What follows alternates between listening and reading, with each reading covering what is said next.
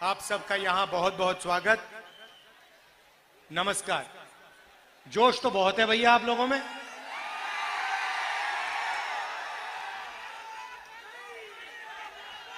अच्छा, मैं एक बात समझना चाहता हूं। कन्याकुमारी से मैं कश्मीर चला और रास्ते पे हजारों लाखों युवाओं से मैंने बात की। रास्ते में मुझे जब भी मैं किसी से पूछता था क्या कर रहे हो, मुझे जवाब मिलता था हम बेरोजगार हैं।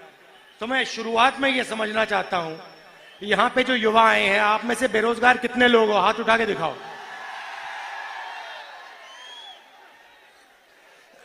तो ये आपने जो हाथ देखे, ये बेरोजगारी के हाथ हैं। शिवराज चौहान, नरेंद्र मोदी जी वाली सरकार जो युवाओं के लिए करती है, उसका सबूत है। मध्य प्रदेश के किसी भी युवा से पूछो क्या करते हो, जवाब मिलेगा बेरोजगार है, कुछ नहीं करते। सही है गलत है? भाइयों और बहनों, बेरोजगारी मध्य प्रदेश में क्यों है? क्योंकि मध्य प्रदेश की सरकार और दिल्ली की सरकार सिर्फ बड़े उद्योगपतियों को मदद करती है। रोजगार कहां से आता है? छोटे व्यापारी, स्मॉल और मीडियम बिजनेस, छोटे उद्योग, छोटे दुकानदार, ये लोग प्रदेश को और देश को रोजगार देते हैं। और जीएसटी के कारण, नोटबंदी के कारण जो छोटे व्यापारी हैं, छोटे उद्योग हैं, स्मॉल और मीडियम बिजनेस वाले हैं, वो सारे के सारे बीजेपी की सरकारों ने बंद कर दिए। तो सच्चाई आज ये है कि मध्य प्रदेश में युवाओं को रोजगार नहीं मिल सकता। यहां पे आपको गैस सिलेंडर कितने का मिलता है? कितने का? 1200। भैया सवाल पूछना चाहता हूं, छत्तीसगढ़ में 500 का क्यों मिल रहा है? अगर यहां पे 1200 का मिल रहा है, छत्तीसगढ़ में 500 का क्यों मिल रहा है? क्योंकि वहां कांग्रेस की सरकार है, यहां बीजेपी की सरकार है।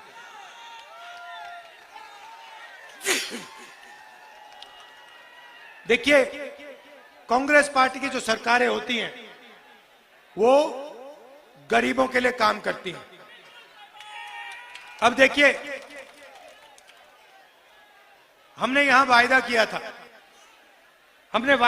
था, कि किसानों का कर्जा माफ होगा। जब हमारी सरकार आई थी, 25 लाख किसानों का हमने कर्जा माफ किया और बीजेपी के लोग इसको सह नहीं पाए। बीजेपी के लोग और उनके बड़े जो उद्योगपति मित्र थे, उन्होंने आपकी सरकार, कांग्रेस की सरकार, आपसे चोरी करके छीन ली। सही ना? आपकी सरकार नहीं चलने दी। आपने जो कांग्रेस पार्टी के विधायक जो चुने थे, उनको चोरी करके बीजेपी की सरकार उठा के ले गई और उन्हें यहां बीजेपी की सरकार बनाई। ये चोरी की सरकार है ना? ये आपने जो कहा था, आपने कहा था कांग्रेस पार्टी की सरकार होनी चाहिए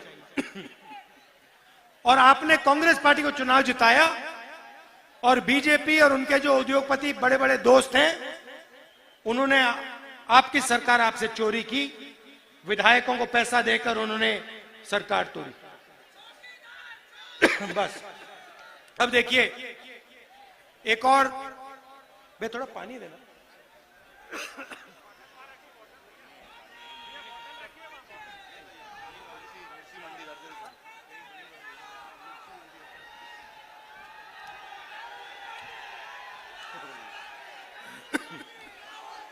एक और बात, आदिवासियों को, यहां आदिवासी भाई बहन हैं? देखो कितने हैं।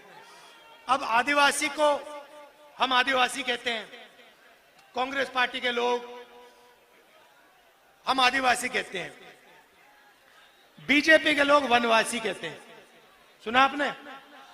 या मुझे बताओ ये वनवासी और आदिवासी के बीच में फर्क क्या है? आप आदिवासी हो, आप कहते हो हम आदिवासी हैं, बीजेपी के लोग आपको वनवासी क्यों कहते हैं? ये भाई और बहनों, इन शब्दों में बहुत बड़ा फर्क है। आदिवासी शब्द का मतलब वो लोग जो हिंदुस्तान की जमीन के पहले और असली मालिक हैं।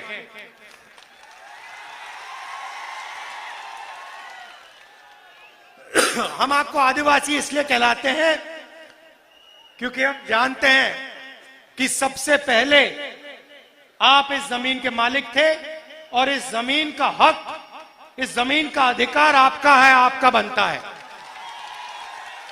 और इसलिए हम पैसा कानून लाए, अधिकारी बिल लाए, आदिवासी बिल लाए, जमीन अधिकरण बिल लाए, और आपके जो ग्राम सभाएं हैं उनको हमने शक्ति दी, पावर दी। बीजेपी आपको वनवासी कहती है, इसके पीछे उनकी सोच है। वनवासी का मतलब वो लोग जो जंगल में रहते हैं। पता नहीं आपने देखा या नहीं, बीजेपी का एक नेता एक आदिवासी युवा पर पेशाब कर रहा था, वीडियो वायरल हुआ, आपने देखा? आपने बीजेपी के किसी नेता को किसी जानवर पर पेशाब करते हुए देखा है? नहीं देखा। जानवर पर पेशाब करते हुए नहीं देखा, मगर आदिवासी युवा पर पेशाब करते हुए देखा, और वीडियो वायरल करता है। वो इतने बेशर्म है, इनकी सोच उस वीडियो में है। वो आपको वनवासी इसलिए कहते हैं क्योंकि वो चाहते हैं कि आप जंगल में रहो, जानवर जैसे जंगल में रहो। आप देख रहे हो आस्ते आस्ते जंगल कम होता जा रहा है। जंगल कम हो रहा है या ज्यादा? कम हो रहा है। जहां भी देखो जंगल कम होता जा रहा है। 15 साल में आपसे कहेंगे देखिए जंगल तो खत्म हो गया, आप वनवासी हो, जंगल खत्म हो गया, आपकी तो जगह ही नहीं रही, अब आप जाओ शहरों में भीख मांगो। ये उनकी सोच है। और हम कहते हैं कि आदिवासियों का कोई भी बेटा हो, बेटी हो, बड़ा सा बड़ा सपना हो उसका, इंजीनियर बनना चाहे, पायलट बनना चाहे, डॉक्टर बनना चाहे, लॉयर बनना चाहे, कुछ भी, उद्योगपति बनना चाहिए, उसकी पूरी मदद होनी चाहिए और उसका सपना पूरा होना चाहिए। यह कांग्रेस पार्टी कहती है।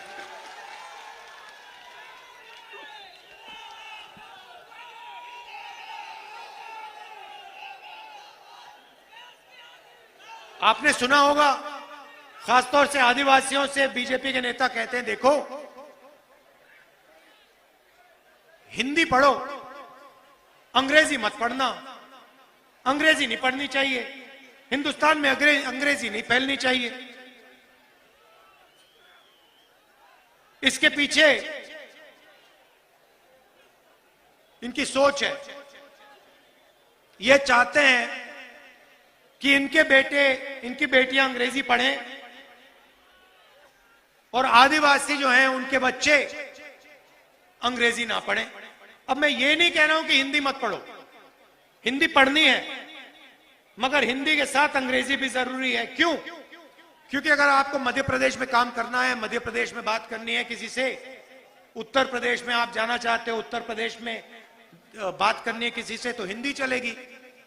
मगर अगर आप देश के बाहर जाना चाहते हो, अगर आप कॉल सेंटर में काम करना चाहते हो, अगर आप इंजीनियर बनना चाहते हो, अगर आप डॉक्टर बनना चाहते हो, अगर आप विदेश जाना चाहते हो, अंग्रेजी चलेगी। तो हम चाहते हैं आदिवासी बच्चे हिंदी पढ़े मगर अंग्रेजी भी पढ़े।